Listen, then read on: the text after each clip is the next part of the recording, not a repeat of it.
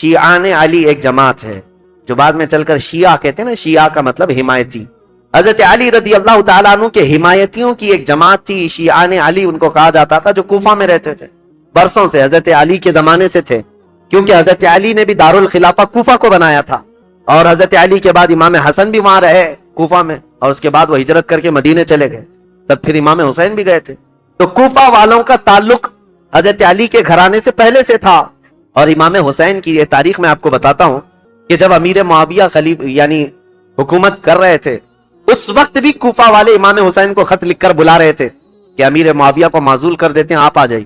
امام حسین نے منع کیا، کہا کہ میں پھر سے وہ عظیم جنگیں دیکھنا نہیں چاہتا ہوں جو میرے باپ کے زمانے میں ہوئی ہیں.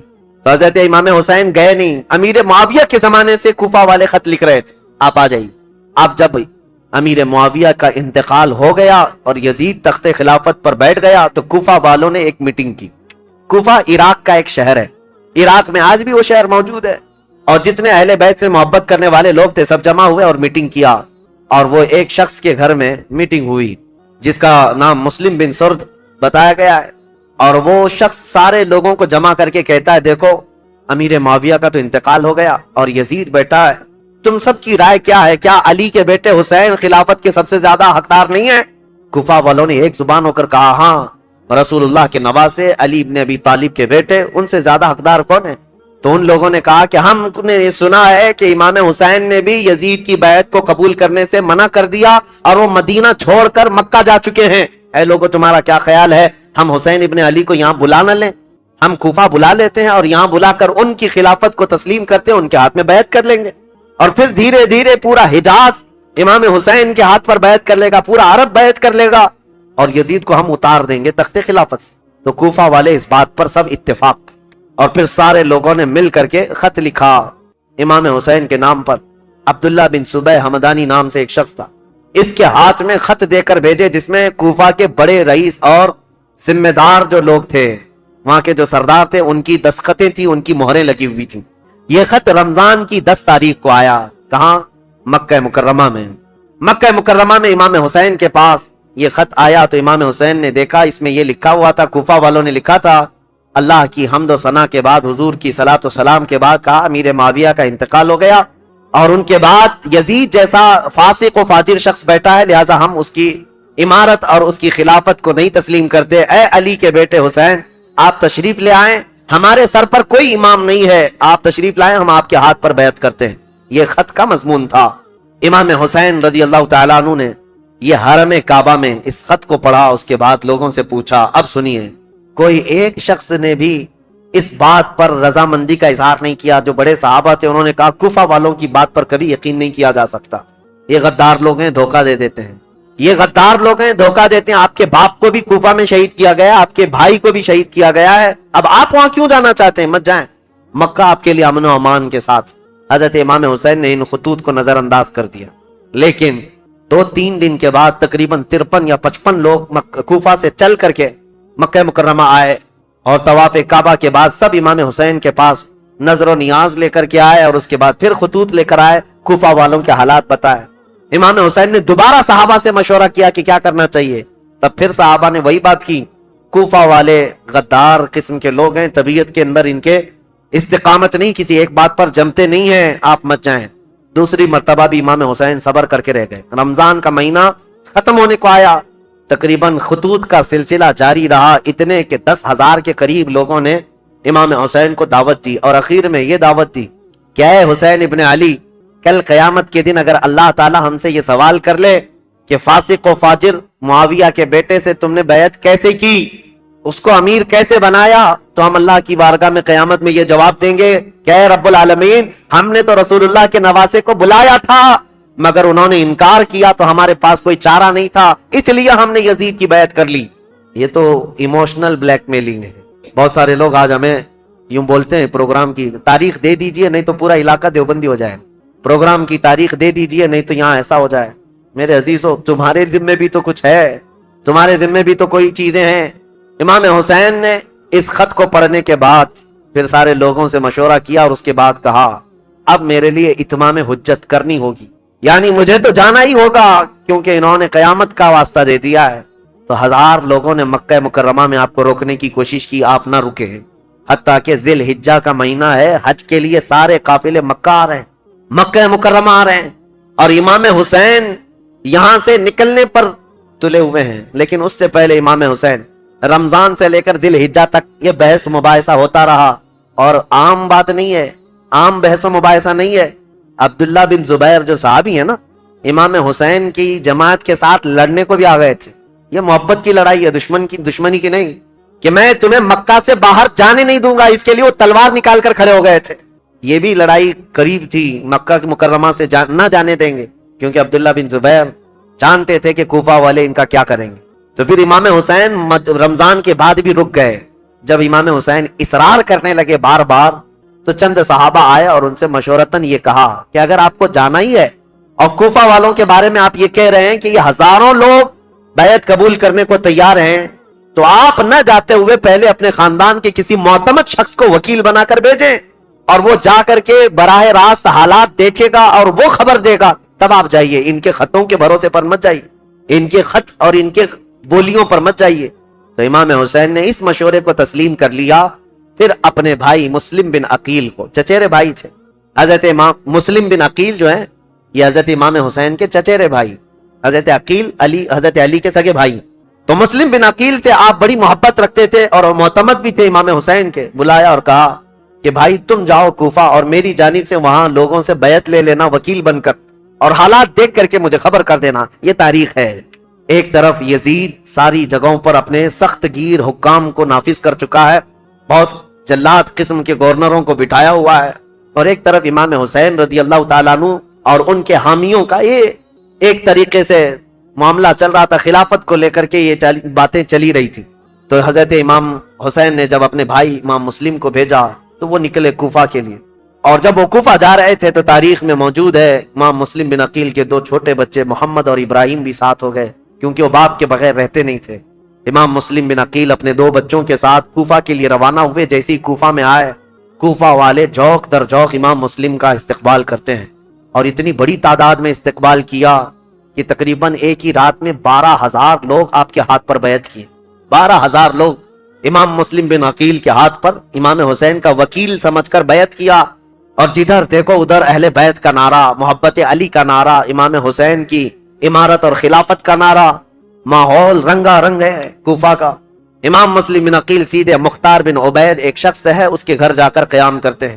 مختار بن عبید وہاں سردار کی حیثیت رکھتا تھا، اور اس نے سارے لوگوں کو یہیں پر جمع کیا تھا، اور ساری باتیں یہیں سے چل رہی تھی۔ امام مسلم بن عقیل جیسے ہی گئے تو کوفہ کے اس وقت جو گورنر تھے وہ نعمان بن بشیر ایک صحابی رسول تھے، یزید کی طرف سے وہ گورنر تھے، نرم دل تھے اور نہایت ہی عجز و انکساری والے، تواضع والے انسان تھے۔ ان کو جب یہ بتایا گیا کہ امام مسلم بن عقیل کوفہ میں آئے ہیں اور لوگ جوق در جوق ان کے ہاتھ پر بیعت کر رہے ہیں، امام حسین کی بیعت لے رہے ہیں، تو انہوں نے دوسرے دن خطبہ دیا تھا اور کہا تھا کہ اے کوفہ والو، مجھے ڈر ہے یزید کو یہ خبر پہنچے گی تو وہ تم سب سے سختی کرے گا، اور پھر کوفہ والوں کی جان و مال خطرے میں ہوں گے۔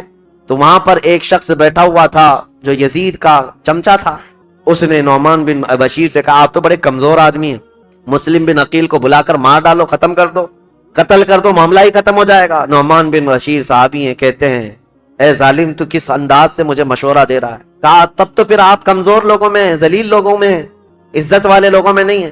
انہوں نے نعمان بن بشیر نے ایک تاریخی جملہ کہا تھا، مجھے ایسی ذلت گوارا ہے جس میں رب کی عزت ہے، رب کی رضا ہے، اور مجھے ایسی عزت گوارا نہیں جس میں رب کی ناراضی ہو اور کسی کا خون میرے ہاتھ سے رنگا ہو۔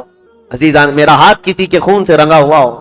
حضرت نعمان بن بشیر اتر گئے، اور یزیدی جو وہاں موجود تھے حامی، انہوں نے خط لکھ کر کے یزید کو پہنچا دیا کہ دیکھو یہاں پر تو مسلم بن عقیل آئے ہیں اور حسین نے خلافت کا دعویٰ کر ہی دیا ہے، جس کا تمہیں خطرہ تھا وہ خطرہ آ گیا، اور کوفہ والے جوق در جوق بیعت کر رہے ہیں۔ یزید کو کب یہ بات ہضم ہوتی؟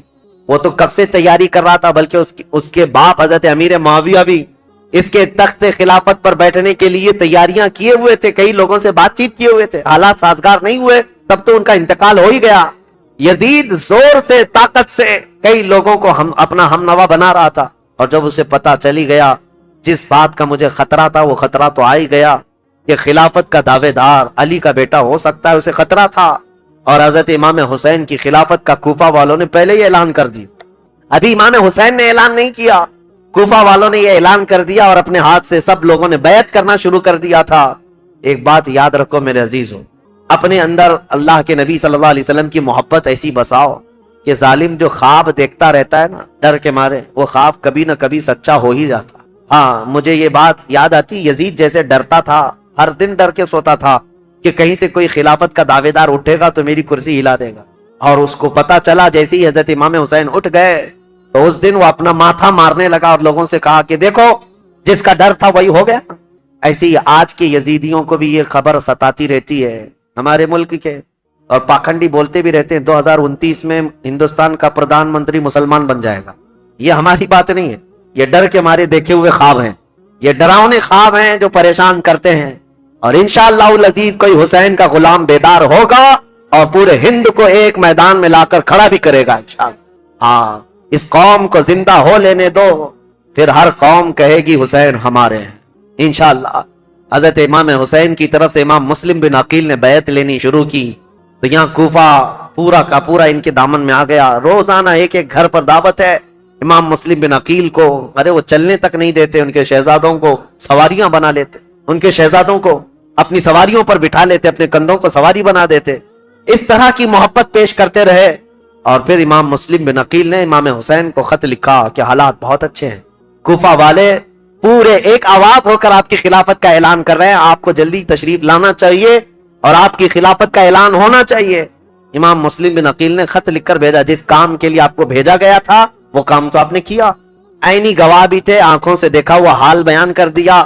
اب امام حسین کے پاس جب یہ خط آیا تو اب مجھے بتاؤ, مکہ والے جو صحابہ امام حسین کو روک رہے تھے مت جاؤ مت جاؤ, امام حسین نے کہا تمہارے مشورے پر میں اپنے بھائی کو بھیجا, میرے بھائی نے بھی وہی خبر دی جو کوفہ والے اپنے خطوں میں لکھ کر کے بھیج رہے تھے. میرے بھائی پر تو مجھے اعتماد ہے, انہوں نے جو دیکھا وہ سچ بتایا.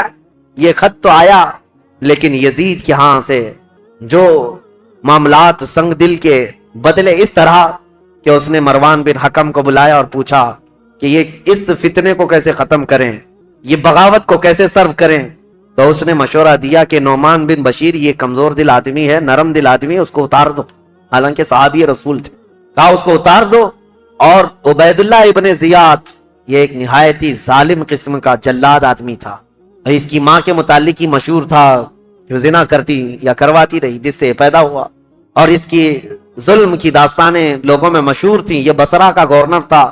یزید نے فوراً لیٹر لکھ کر بھیجا کہ یہاں سے عبید اللہ بن زیاد سیدھے کوفہ جائے اور وہاں کے حالات کو اپنے ہاتھ میں کنٹرول کرے. عبید اللہ بن زیاد جیسی یزید کا خط آیا وہ کوفہ نکلا.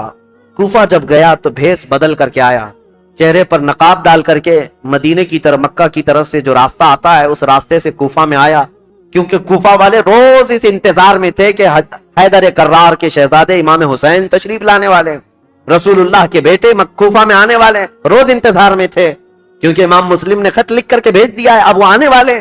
تو ابن زیاد یہی دھوکہ دیتے ہوئے اسی راستے سے آیا کہ کوفہ والے یہ سمجھیں کہ حسین ابن علی آئے, اور کوفہ والے وہی سمجھے. خوب نعرے لگائے, مرحبا بک یا ابن رسول اللہ, اے رسول اللہ کے شہزادے مرحبا مرحبا, آپ آ گئے ہمارے کوفہ میں. یہ ظالم کچھ بھی نہیں جواب دیتا تھا, پردہ ڈالے ہوئے جلوس میں چلتا رہا اونٹنی پر بیٹھ کر. اور جب دارالخلافہ پہنچا یا گورنر ہاؤس پہنچا تو وہاں پہنچتے ہی گورنر ہاؤس میں اندر گیا, دروازہ بند کیا, چھت پر کھڑے ہو کر پھر خطبہ دیا اور کہا ہے لوگوں, یہ علی بن ابی طالب کا بیٹا حسین نہیں, میں عبید اللہ بن زیاد یزید کی طرف سے نیا گورنر بن کر آیا ہوں. نعمان بن بشیر کو معزول کیا جاتا ہے, آج سے کوفہ کے سارے معاملات میرے ہاتھ میں ہوں گے. کوفہ والے جو استقبال کرنے کے لیے آئے تھے ان کو سخت ترین خطبہ دیا, کہا ہے لوگوں سنو, جو سختی کرے گا اس کے ساتھ ہم سختی کریں گے, اور جو یزید کی بیعت کو انکار کرے گا ہم اس کو قتل کریں گے, باغیوں میں اس کا شمار ہوگا, اور جو کسی باغی کی حمایت کرے گا ہم اس کے ساتھ بھی سختی کا معاملہ کریں گے. اس کا پہلے ہی دن یہ جو خطبہ سنا لوگوں نے بہت ہی بیزاری کا اظہار کیا, برہمی کا اظہار کیا, لوگ چلے گئے. اب امام مسلم بن عقیل کے حالات اب بدلنے کو آ گئے. کوفہ والے بس گیدڑ بھپکی سے ڈر گئے, عبید اللہ بن زیاد کے ایک خطبے سے ڈر گئے. اور اس کے بعد دوسرے دن عبید اللہ بن زیاد نے کیا کیا, کوفہ کے جتنے قبیلے تھے, خاندان تھے, ان خاندانوں کے جو بڑے لوگ تھے, خاندان کا جو بھی رئیس ہوتا, ان سب کو اپنے گورنر ہاؤس میں بلایا اور بلا کر کے اتنا سخت ڈرایا اور کہا تم میں سے کوئی بھی اگر مسلم بن عقیل کو اپنے گھر میں پناہ دیا یا دیتا ہوا نظر آیا تو میں تمہاری پھانسی کا پھندا یہیں پر لٹکاؤں گا اور اس کے بعد تمہارے لیے وہ عبرتناک سزا ہوگی، اس لیے کہ یزید امیر المومنین کی طرف سے مجھے یہ آرڈر ہے۔ ایسے سخت احکامات دیا اور اس کے بعد کوفہ والوں کو ڈرایا یہ کہہ کر کے کہ یزید کی طرف سے 30,000 کی فوج آ رہی ہے جو کوفہ کی اینٹ سے اینٹ بجا دے گی۔ سارے سردار ڈر گئے، جتنے قبیلوں کے آقا تھے ان کے جو رئیس تھے وہ ڈر کے مارے چھپ گئے، اور حضرت امام مسلم بن عقیل کو آ کر یہ معاملات کی خبر دی۔ امام مسلم بن عقیل جس گھر میں تھے عبید اللہ مختار بن عبید جس کے گھر میں تھے، وہاں سے آپ ہجرت کر گئے، وہاں سے نکل گئے کہ یہاں رہنا اچھا نہیں، تو وہاں سے نکل کر کے ایک بہت ہی عمر دراز صحابی تھے کوفہ میں، ہانی بن عروہ، ان کے گھر گئے۔ یہ محب اہل بیت تھے، خاندان نبوت کے چاہنے والے تھے۔ امام مسلم بن عقیل ان کے گھر جاتے ہیں، ہانی بن عروہ نے ان کا استقبال کیا اور اپنے گھر کے ایک کمرے کے اندر ان کو چھپا دیا، رازداری کے ساتھ امام مسلم بن عقیل اور ان کے شہزادوں کو اپنے گھر میں رکھا، اور جتنے اہل بیت سے لوگ محبت کرتے تھے صرف ان کو معلوم تھا کہ امام مسلم بن عقیل ہانی بن عروہ کے گھر میں ہے، اور اس کے باوجود امام مسلم بن عقیل ہانی بن عروہ کے گھر میں رہ کر بھی کوفہ والوں کو بلاتے رہے، جو اب تک 60,000 کی تعداد میں پہنچے تھے بیعت کرنے والے۔ اب ان لوگوں میں چھانٹنا شروع کیا کہ ابھی بچے کتنے ہیں۔ ہانی بن عروہ کے گھر میں جب آپ خفیہ لوگوں سے ملاقات کرتے تھے اس وقت بھی 18,000 لوگ ابھی بھی امام مسلم بن عقیل کے ساتھ تھے۔ آ کر کے انہوں نے اپنے ساتھ ہونے کا اظہار کیا۔ امام مسلم بن عقیل نے کہا کہ اب بھی حالات صحیح ہیں، کچھ بدلے تو کیا ہوا، کچھ تو موجود ہیں، امام حسین کو آنا چاہیے۔ دوسرا خط بھی انہوں نے لکھا کہ حالات قابو میں آنے کے لائق ہیں، آپ تشریف لائیں۔ دوسرا خط بھی گیا امام حسین کو، لیکن اب امام مسلم بن عقیل کی تلاش شروع کر دیا عبید اللہ بن زیاد۔ یہ ہر جگہ لوگوں سے پوچھنے لگ گیا کہ مسلم بن عقیل جو آئے ہیں حسین کی طرف سے وکیل بن کر، وہ کس کے گھر میں چھپے ہوئے، کوئی بتانے کو تیار نہیں تھا۔ اب عبید اللہ بن زیاد نے ایک غلام کو پیسہ دے کر کے بھیجا، 3,000 درہم یا دینار، کہا کہ تو جا کر کے کسی نہ کسی طرح سے تلاش کر کے معلوم کر کے مسلم بن عقیل کہاں چھپے۔ اب وہ روزانہ گھومتا تھا اور جو اہل بیت سے محبت کرنے والے ہیں وہ جانتا تھا، تو ایک مسلم بن اوسجہ اسدی رضی اللہ تعالیٰ عنہ محب اہل بیت تھے، مسجد میں عبادت میں رہتے، ان کے پاس گیا یہ غلام جس کا نام معقل تھا۔ یہ گیا اور کہا جا کر کے مجھے مسلم بن عقیل سے ملنا ہے۔ تو مسلم بن اوسجہ اسدی یہ کہتے ہیں تو مجھ سے کیوں پوچھ رہا ہے، مسجد میں اور بھی بہت سارے لوگ ہیں۔ تو یہ غلام کہتا ہے آپ تو جانتے ہیں حالات خراب ہیں، میں اہل بیت کا کٹر حامی ہوں، محب ہوں، میں کچھ نظر اور نیاز لے کر کے آیا ہوں امام مسلم بن عقیل کو دینے کے لیے، وہ ہمارے شہر کوفہ میں غریب ہیں، لوگوں نے ان کو پریشان کر رکھا ہے۔ تو حضرت مسلم بن اوسجہ اسدی سمجھ گئے کہ یہ محب اہل بیت ہے، اس کو پکڑ کر ہانی بن عروہ کے گھر لے گئے، آؤ میں تجھے ملاتا ہوں۔ حضرت ہانی بن عروہ کے گھر یہ معقل غلام گیا تو دیکھا حضرت مسلم بن عقیل اور ان کے دونوں شہزادے گھر کے اندر ایک کمرے کے اندر موجود ہیں، اور جتنے اہل بیت سے محبت کرنے والے رازدار لوگ تھے وہ آتے تھے، ملتے تھے، جاتے تھے۔ انہی میں یہ معقل غلام بھی گیا، جا کر 3,000 درہم نظر میں رکھا، اور اس کے بعد رو دھو کر کے ان کے سامنے محبت کا اظہار کیا اور کہا میں محب اہل بیت ہوں، مجھے آنے کی اجازت ہو۔ تو اس کو آنے کی روزانہ اجازت ملی، دن بھر ان کے حجرے میں بیٹھا رہتا، کتنے لوگ کوفہ سے ان سے ملنے آ رہے ہیں، کون کون کیا کیا باتیں کر رہا ہے سب سنتا، اور رات میں جا کر عبید اللہ بن زیاد کو ساری رپورٹ دیتا، ساری جاسوسی کرتا تھا۔ اس زمانے کا وہ مشہور ٹپر، جو یہاں پر بھی بہت سارے لوگ اس طرح کے، اس لیے مجھے یہ کہنا پڑ رہا ہے یہ سب سے برا کام ہے جس پر اللہ اور اس کے رسول کی لعنت ہوئی ہے۔ میرے آقا صلی اللہ تعالیٰ علیہ وسلم نے ان کے لیے جہنم کی بشارت دی ہے جو مسلمانوں کی جاسوسی کرتے ہیں یا مسلمانوں کی خبریں کفار و مشرکین کو پہنچاتے ہیں، ان کو منافقین میں شمار کیا گیا۔ امام مسلم بن عقیل کی خبریں پہنچانے والا وہ معقل غلام، اس کے ساتھ یہی ہوا 3,000 درہم دے کر کے نذرانہ اور ساری رپورٹیں لا کر عبید اللہ بن زیاد کے پاس پہنچاتا تھا۔ عبید اللہ بن زیاد ساری باتیں سنتا رہا، اور ہانی بن عروہ کو ایک دن بلا لیا، کہا ہانی بن عروہ سے اس کے پرانے تعلقات تھے، لیکن ہانی بن عروہ جب سے وہ آیا تھا ملنے نہیں گئے تھے۔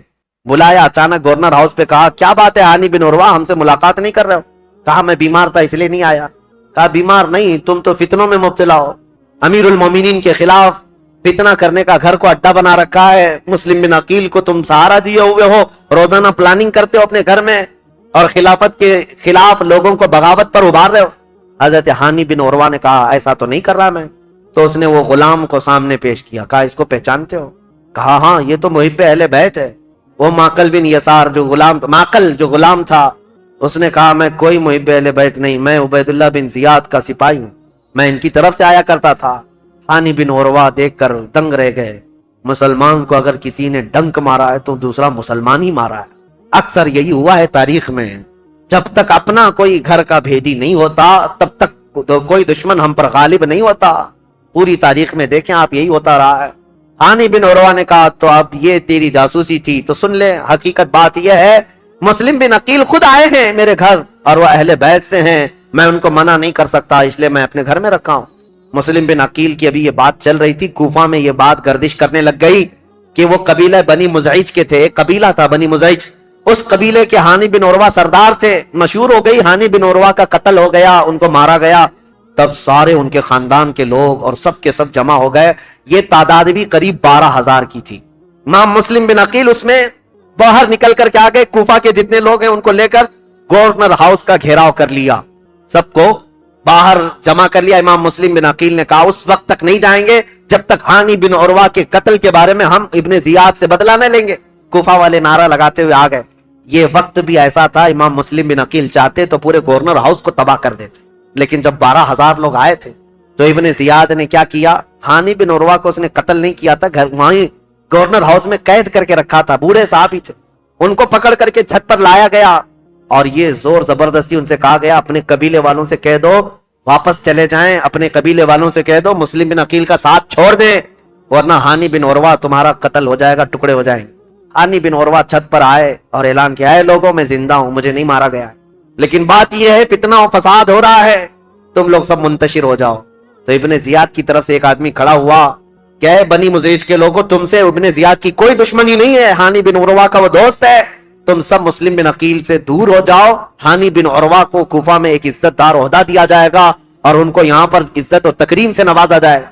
قبیلے کے سارے لوگ نکل گئے۔ یہی وہ تاریخ ہے جب امام مسلم بن عقیل رات کو نماز پڑھانے کے لیے کھڑے تھے، عشاء کی 12,000 لوگ تھے، رات بھر یہ قضیہ چلتا رہا اور سارے قبیلے بنی مزعج کے اور کوفہ والے چھوڑ کر کے جاتے رہے۔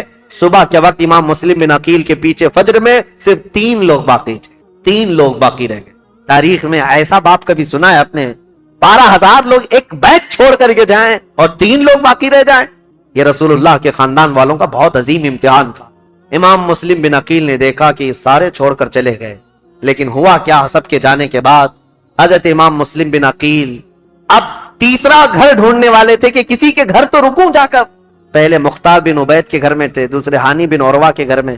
اب حضرت امام مسلم بن عقیل جہاں سے گزرتے تھے کوفہ والے اپنا گھر بند کر دیتے تھے، کوفہ والے گھر بند کر دیتے، ان کی وجہ سے ہمارے اوپر عذاب آ جائے گا، یہ ابن زیاد ہمیں چھوڑے گا نہیں، ہمیں مار ڈالے گا۔ امام مسلم بن عقیل گھومتے رہے، پھرتے رہے، دن بھر کسی نے آپ کے لیے دروازہ نہیں کھولا، کوئی دروازہ نہیں کھولا، بھوکے اور پیاسے کوفہ میں۔ یہ وہ کوفہ ہے جو 3 دن میں بدل گیا۔ عبید اللہ بن زیاد کے آتے ہی پورے لوگوں کی طبیعت چینج ہو گئی۔